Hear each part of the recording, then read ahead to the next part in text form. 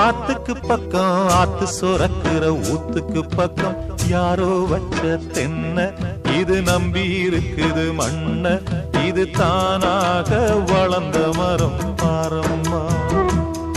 ஒரு தாயாரு தந்தை யாரு கூறம்மா.